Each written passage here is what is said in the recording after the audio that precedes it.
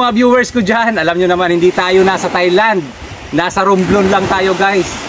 Kung nakikita nyo yung background ko, para tayong nasa Coffee Beach, Thailand guys. So ganito mismo, ang pagkakaiba lang nila, medyo solo natin ang paraiso ngayon. At yung nature, makikita nyo naman, no? Abundant pa yung nature dito, yung marine life nila talagang napaka healthy.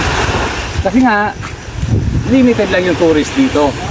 So kung gusto nyo pumunta dito sa island hopping ng Romblon, hindi lang marble ang nakikita dito, beautiful beaches like this, you can imagine, para kayo nasa paraiso guys, nasa paraiso. So be it, at pupuntahan pa natin yung isa sa mga dinarayo ditong beach resort sa Ojongan, Tablas Island pala, sorry. So let's go guys. Province life tayo ngayon guys. Tingnan nyo na, paraiso talaga itong ating binisita ngayon. Yun na nga guys ang sinasabi sa hula dito sa Tablas Island. Napakaraming magagandang beach. At isa sa bibisitahin natin ngayon ay ang Binukot Beach Resort. Ang dami dito, mayroon pang tinagong dagat, pero mag-travel pa tayo ng bangka. So one at a time lang, Binukot muna tayo. Kikita nyo naman yung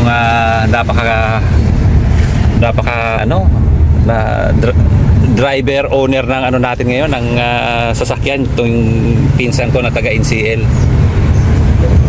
Yan. At saka yung mga guest namin dito guys, yung dalawa, yung nurse sa sa Look Hospital, at saka yung isang yaya na kasama teacher.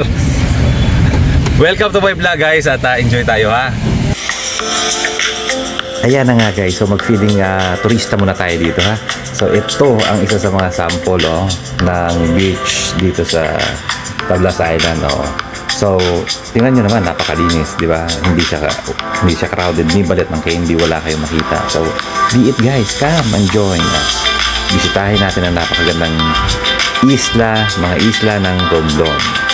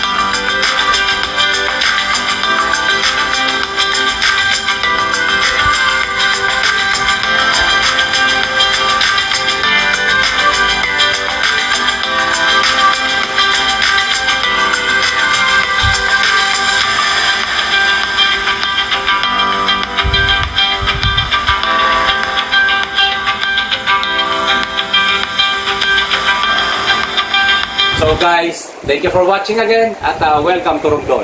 This is your Buddies Informative. Don't forget to share, like, and subscribe. Buddies Informative.